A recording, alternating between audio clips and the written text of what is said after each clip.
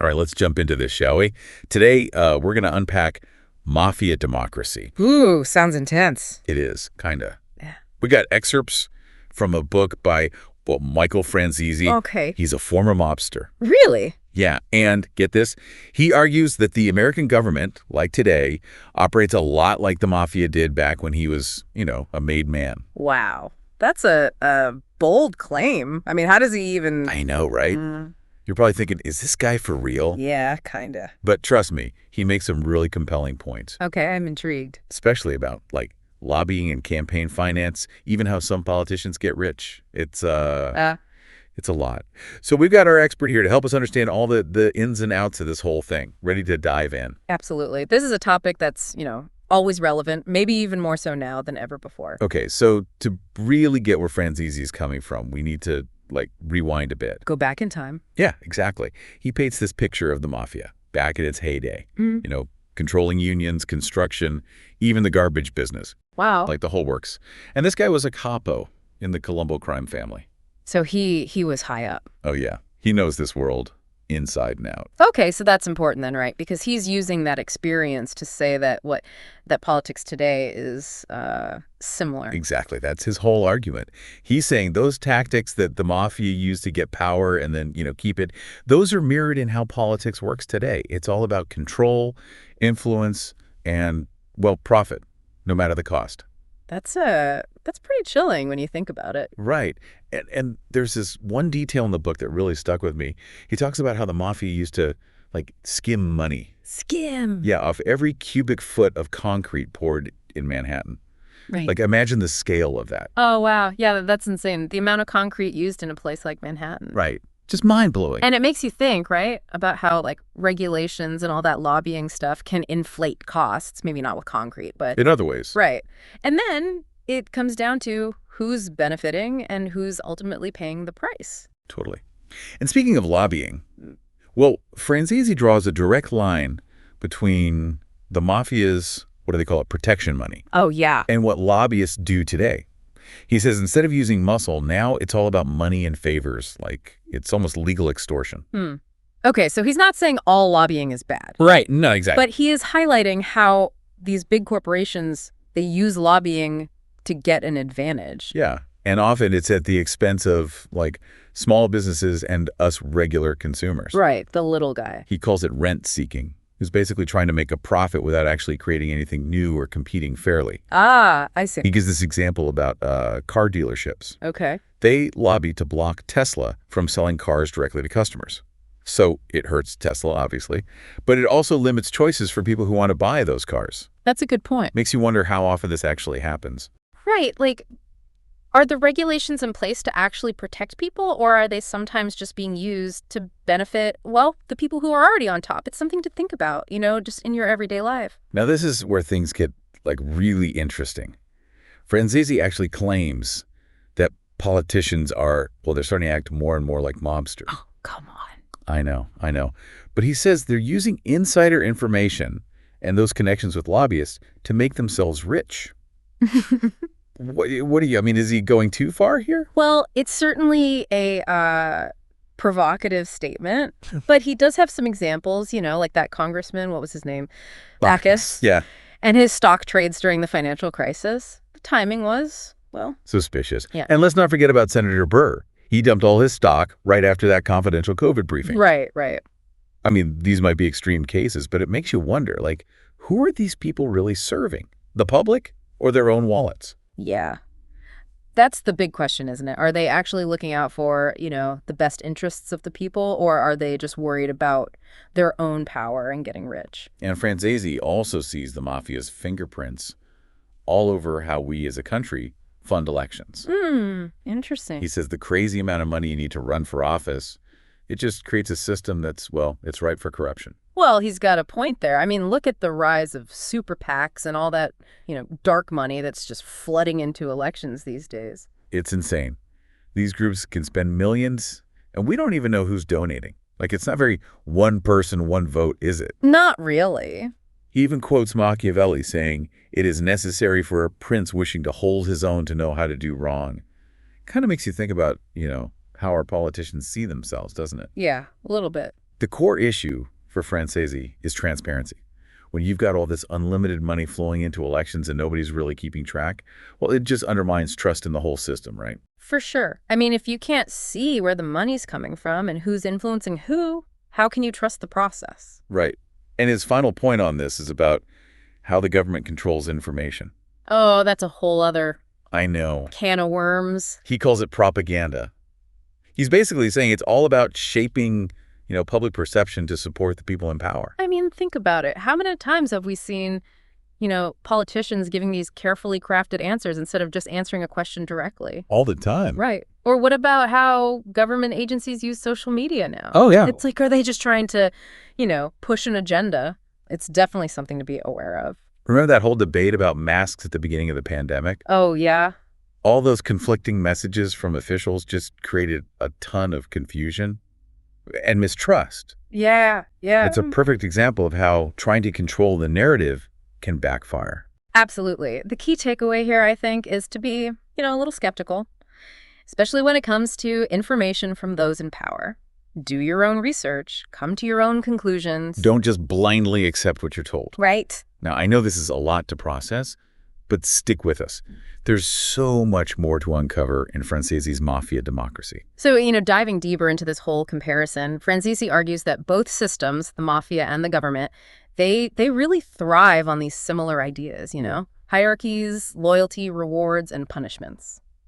Yeah, it's like that whole you scratch my back, I'll scratch yours, but then there's also the cross me and you'll regret it kind of vibe. Exactly. Like, he explains how in the mafia, the chain of command, it was everything. It made sure orders were followed, and if you, broke the rules, you faced the consequences. Yeah. And then he compares that to, well, how politicians often have to answer to, like, party leaders and those special interest groups. Right. They're under all this pressure to, like, toe the party line or risk losing support, their funding, even their careers. So it's like they're kind of trapped in the system, too, in a way. Yeah, I think that's a valid point. And speaking of structures, he actually goes into detail about his own rise in the Colombo family. Okay. How he went from being a soldier to a cup regime, overseeing like almost 300 guys, bringing in huge amounts of money for the family. It's crazy to think about. It's like a twisted corporate ladder, But instead of like aiming for the CEO spot, you're trying to get to the top of a criminal organization. Right. But what I found really interesting was how he described this code of silence in the mafia, omerta. Yeah. It was super strict, like breaking it could cost you your life. No joke. And he argues that, well, a similar code of silence exists in government. Really? Yeah. Think about, whistleblowers, people who try to expose corruption. You get punished for it. Exactly. They risk getting ostracized or even silenced. It's like they're afraid to speak up even when they know something's wrong. Right. It creates this environment where corruption can just, like, thrive. And he also talks about Rudy Giuliani, back when he was taking down the mafia in the 80s. Yeah. He used the RICO Act to target the entire structure, not just, individual mobsters. So it's like, instead of just, like, trimming a few branches, he went after the roots of the whole thing. Exactly. And it got me thinking, like, could you use a similar approach to, fight corruption in government? That's a fascinating question. If you see corruption as a system, as a whole, then, like, maybe you need laws that go after the whole thing, not just a few bad actors. Yeah, that's a really interesting way to think about it. Kind of like, instead of just catching the guys selling drugs on a street corner, you go after the whole network. Yeah, the kingpins, the suppliers, the whole thing. Right. Now, Franzese also talks about how the mafia infiltrated all these different industries, like construction, garbage collection, even the garment industry. Wow, they were everywhere. And he explains how they would use, like, extortion, bribery, violence, to just control those businesses and make a ton of money. Classic organized crime, right?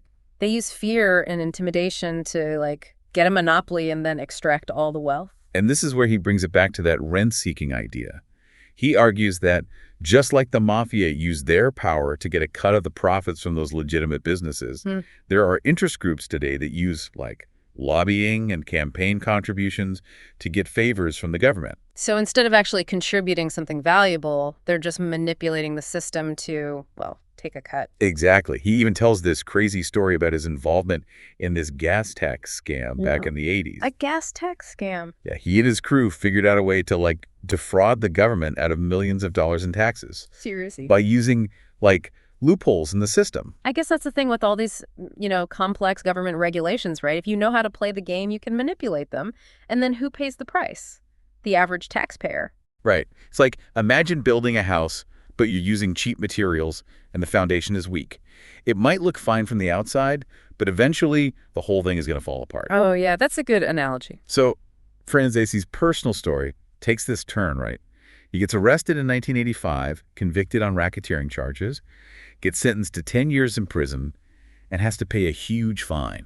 Wow. So that was like a major turning point for him. Yeah, it was like his whole world just came crashing down. And it was during his time in prison that he really started to, think about his past and see those parallels between the mafia and, well, the government. Which is what led to the book, I guess. Exactly. So it's not just some theoretical thing for him, right? It's based on his own experiences, which I think makes his arguments even more powerful. Oh, for sure. It gives him a certain credibility. So one of the things he argues is that all these regulations the government keeps adding, they've created like a breeding ground for corruption, similar to how the mafia had their grip on those industries. So he's saying that the more regulations you have, the more opportunity there is for people with inside information to take advantage. Exactly. It's like there are so many rules, nobody really knows how to follow them all, except for a few people who use that to their advantage. That's a good way to put it. Yeah. And he has all these examples of how those regulations, they've hurt small businesses and they even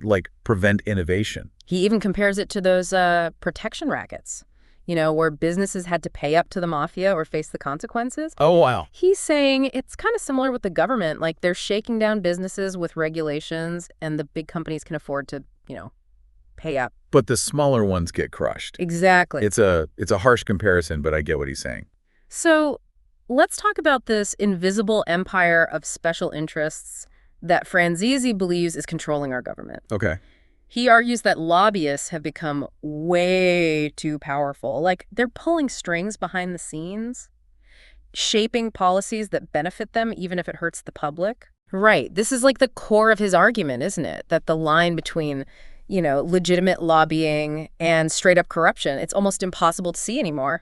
It's like those smoky backroom deals where everyone's whispering and shaking hands, but you have no idea what they're really talking about. Yeah, and he brings up this thing called the revolving door. Okay. Where former politicians and staffers, they leave government and then they go work for lobbying firms. And then they use their connections to help their clients. Exactly. It's a system that rewards, people who know how to play the game, whether it's ethical or not.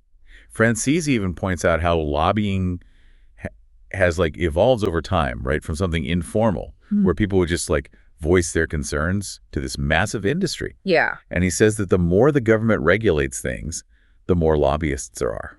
It's like the more rules, the more loopholes. And the numbers are insane. Corporations and special interest groups, they spend billions of dollars every year on lobbying. Billions. And it's not a coincidence that the industries spending the most are the ones that are most regulated, pharmaceuticals, insurance, electronics. So it makes you wonder, are they trying to reduce those regulations or are they trying to shape those regulations to benefit themselves, even if it means higher prices for everyone else? Franzese seems to think it's the latter. Yeah.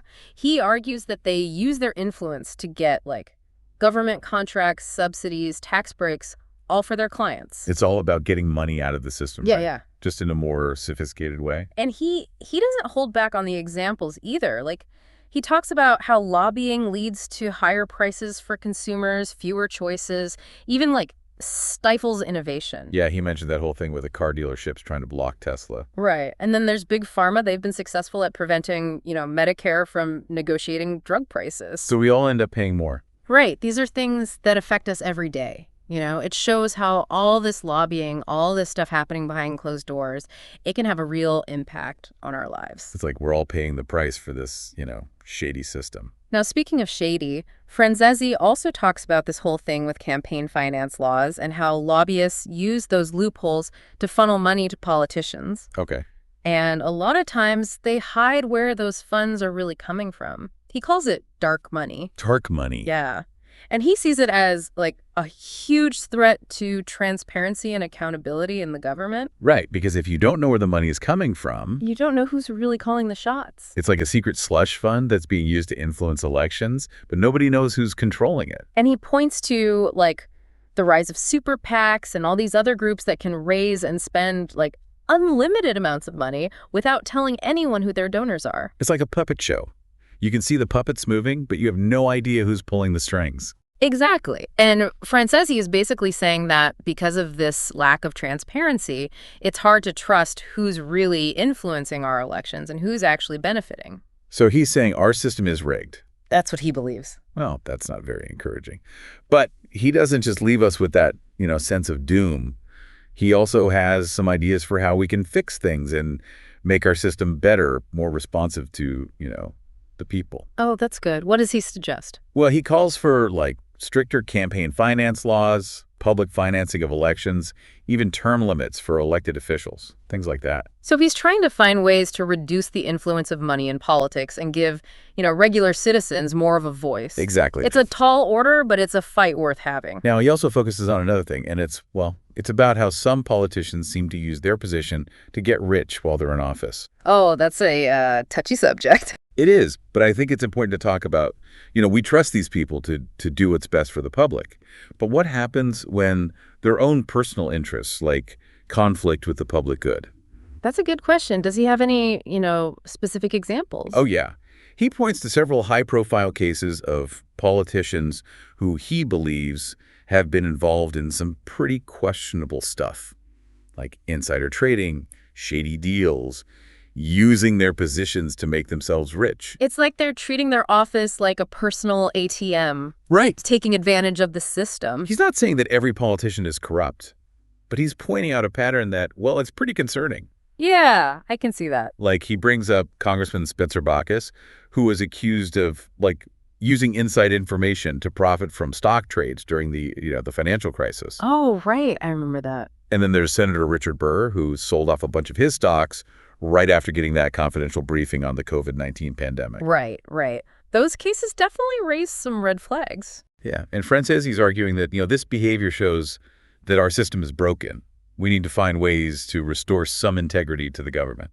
Okay, I agree with that. But how?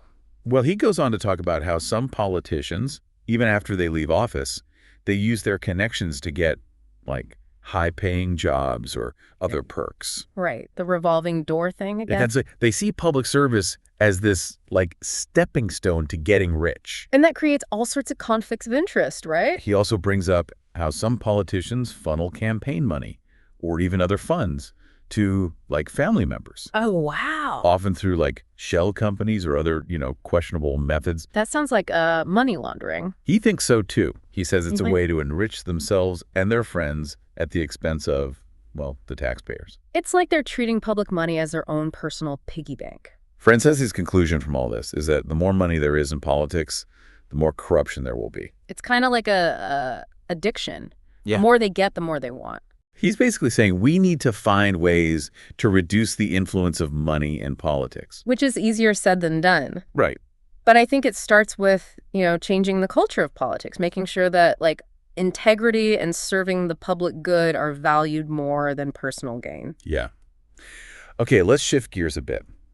Franzese also compares the mafia to the government when it comes to, propaganda. Propaganda. He's talking about how the government uses it to control what people think, to manipulate public opinion. That's a heavy accusation. It is. But think about it. Especially nowadays with, we're constantly bombarded with information. From all sides. Yeah, it's hard to know what's true anymore. It really is. And Franzese argues that the government is getting really good at using sophisticated techniques to shape the information we see. To control what we believe. Exactly. It's like they're trying to create their own version of reality that fits their agenda, even if it's not the truth. It's scary when you think about it like that. Does he have any, specific example? Oh, yeah. He points to those carefully worded statements you were talking about earlier, selective leaks, sometimes even straight up disinformation. To mislead the public. Yeah. Wow. It's like they're playing mind games with us. And he also talks about social media, how government agencies and politicians use it to, promote their agendas and attack their opponents. Oh, yeah. It's like they've weaponized social media, Yeah. turned it into a tool for propaganda. I mean, think about it. Remember those conspiracy theories that were floating around about, like, the election being stolen? Oh, yeah? Some of that stuff was, like, being spread by, groups with ties to foreign governments. It's wild, isn't it? How easy it is to manipulate people online. Yeah, that's the problem. Franzese says that, like, look at the Iraq War, the Patriot Act, even those bailouts for Wall Street.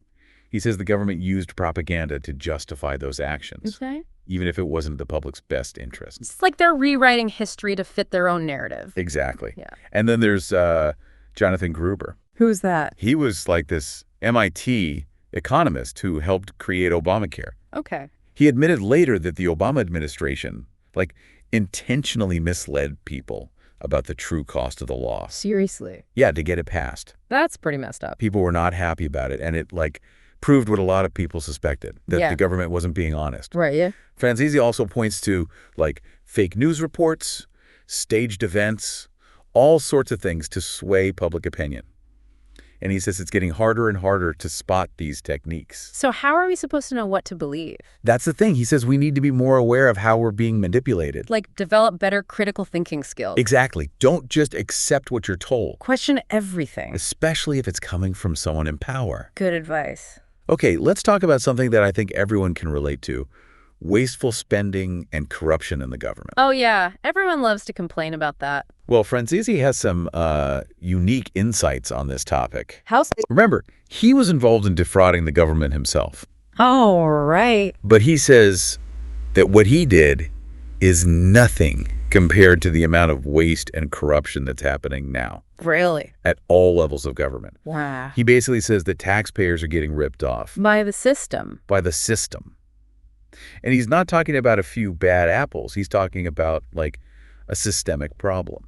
Okay, so what does he see as the problem? He thinks the government is just so big and complicated that, well, it's impossible to keep track of where all the money is going. So there's no accountability. Exactly. It's like this black hole where money just disappears and nobody knows what it's being used for. That's pretty And concerning. he has all these examples like, remember that bridge to nowhere in Alaska? The one that cost, like, millions of dollars but only led to an island with a handful of people. Exactly. And what about those robo-squirrels? Like, the National Science Foundation spent millions on those. Robo-squirrels, what? I know, right? Okay, what was the point of that? I have no idea.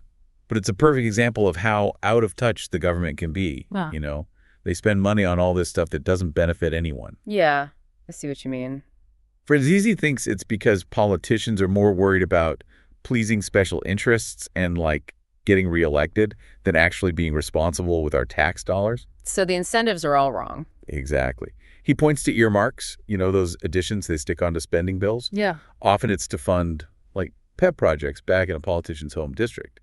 Franzese sees them as, like, legalized bribery. Politicians trading favors for campaign donations and votes. Does make you wonder. And, of course, he talks about lobbyists. Always the lobbyists. They're the ones pushing for all these earmarks and other spending that benefits their clients, but not the public. Right.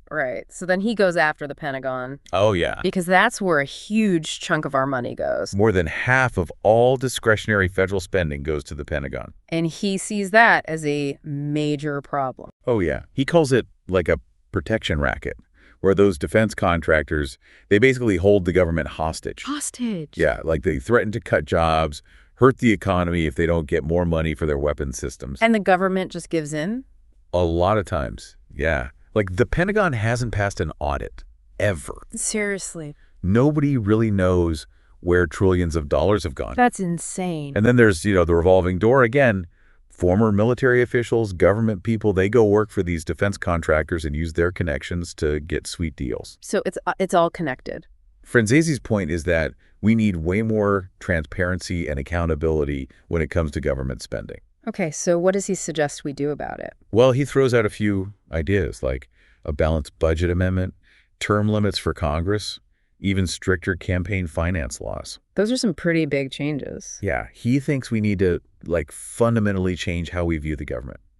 He says we've become complacent, let those in power take advantage of us. He's calling for a revolution. Not exactly. More like he wants us to be more engaged citizens. Hold our elected officials accountable. Exactly. Okay, so what's next? What else does he talk about? He compares the decline of the mafia to what he sees as a similar decline in, like, how effective and honest the American government is. Oh, wow, that's a big comparison. Right. He's basically saying that too much power, whether it's a criminal organization or the government, can lead to, like, its own destruction. Okay, I can see that. Like, the mafia, they were all about greed, ambition. And that's what brought them down, right? Yeah. They got too big, too powerful, and then they couldn't hide anymore. The feds came after them. Exactly. He's saying the government is headed down the same path. He thinks so, that it's becoming too big, too slow, too out of touch with the people. And that's making it vulnerable. Yeah, vulnerable to abuse. He even points to all the regulations. Again with the He regulations. says they strangle the economy. And he talks about those government bailouts, like when they bailed out the banks during the financial crisis. Well, yeah, he thinks they create, like, this moral hazard. A moral hazard. Yeah, like, businesses and banks take huge risks because they know the government will save them if they fail. Because they're too big to fail. Exactly. That's a scary thought. It is. He ends that section with a warning. He says that unless we make the government smaller, more efficient, more accountable, it will eventually collapse, just like the mafia did. That's a pretty bleak outlook. It is, but he doesn't stop there. Okay, good. What else does he have to say? He talks about this idea of a crumbling code of American democracy. Like crumbling code. Yeah, he's talking about the erosion of those, like, basic principles that make a democracy work, you know, honesty, integrity, respect for the rule of law. He's saying those things are disappearing. He thinks they're fading, yeah. And it's not just a moral issue, he says. It's a practical one, too. How so? He says that a system that's based on lies, deception, lack of accountability, it can't survive. It'll eventually collapse on itself. And he has all these examples, right? Yeah. Politicians breaking their promises, shady deals, using their power to enrich themselves, and nothing happens to them. They don't face any consequences. It's like they're playing by a different set of rules than the rest of us. He compares it to the mafia, right? Right. Where even though they were criminals, they had a code. Omerta. Yeah. And breaking that code had consequences. But in politics today, it seems like there's no punishment for bad behavior. And that's a problem. He thinks it's a big problem. He says it creates cynicism, distrust. People lose faith in the system. Exactly. And then they don't participate, they don't vote, they don't get involved. It's like a poison that's slowly killing our democracy. And then he brings up political polarization.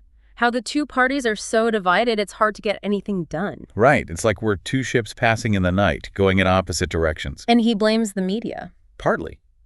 He says the 24-hour news cycle, it thrives on conflict and outrage. Always gotta have a villain, right?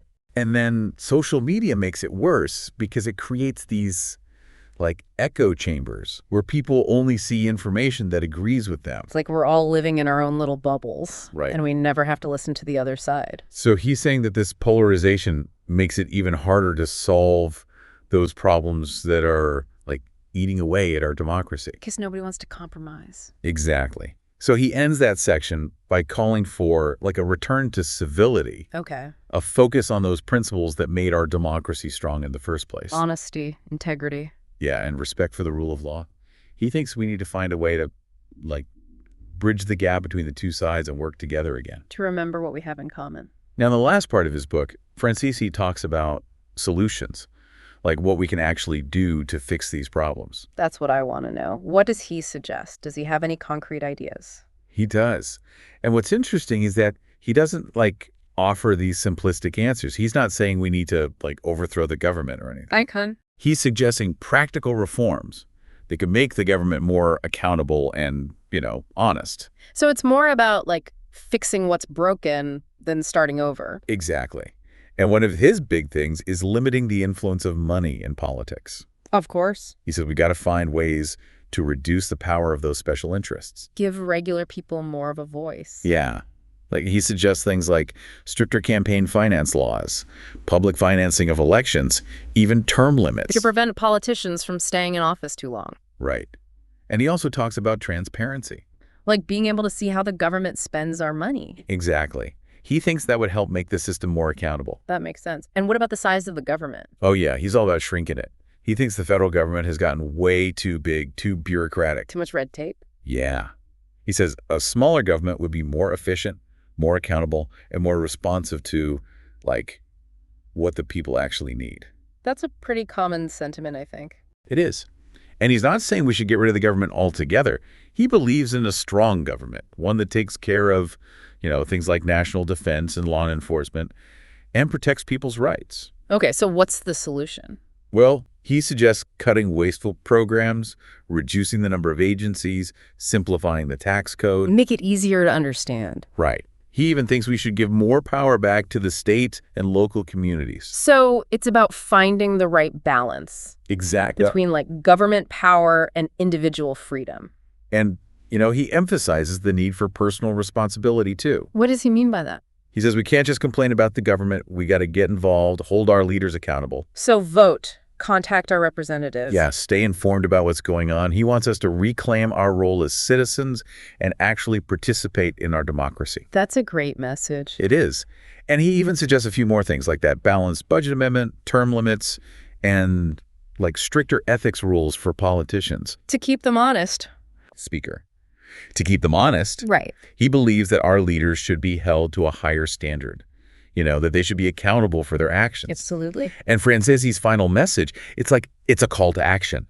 He's urging readers to step up and fight to save our democracy.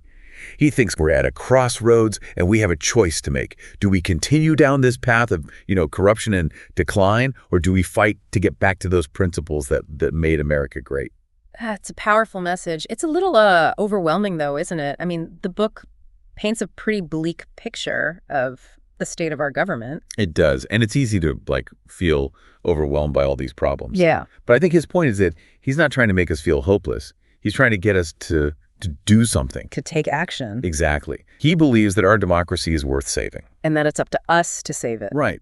I think what really struck me about his perspective is that he's not just some politician or professor who's talking about this stuff from a distance. Yeah. He's been there. He's seen how corruption works from the inside. He's lived it. Exactly. So where do we go from here? What can we actually do to address these problems? Well, he does offer some specific recommendations in his book, like we've been talking about: campaign finance reform, term limits, a balanced budget amendment, more transparency in government. Big changes. Yeah, but he thinks they're necessary if we want to create a more ethical and accountable system. He also talks a lot about, citizen engagement. People getting involved. Yeah, voting, contacting our elected officials, staying informed about what's happening. Making our voices heard. Right. But, I don't know, it's easy to feel what can one person do? These problems are so big. I get that. It can feel overwhelming. But I think Franzese would say that's exactly when it's most important to act. Every vote, every phone call to a representative, every conversation we have about these issues, it all matters. So it's about, taking back our power as citizens. Yeah, and not giving in to that cynicism. Franzese says the mobsters in suits, they want us to feel powerless. Right. Because if we give up, then they win. He's basically saying, don't let them win. Fight for your democracy. Create a system that actually works for the people. Well, that was a lot. This mafia democracy, it's a lot to think about. It really is. It makes you question everything. It does. But I think the big takeaway for me is that we can't just sit back and do nothing. We have to be active participants. We have to defend our democracy. Hold our leaders accountable. And remember that, in the end, it's up to us to decide what kind of country we want to live in. What kind of future we want to build. So, to everyone listening, what really stood out to you? Yeah. What are you still thinking about? And most importantly, what are you going to do about it? Thanks for joining us on this deep dive. Until next time, keep asking questions, keep learning, and stay curious.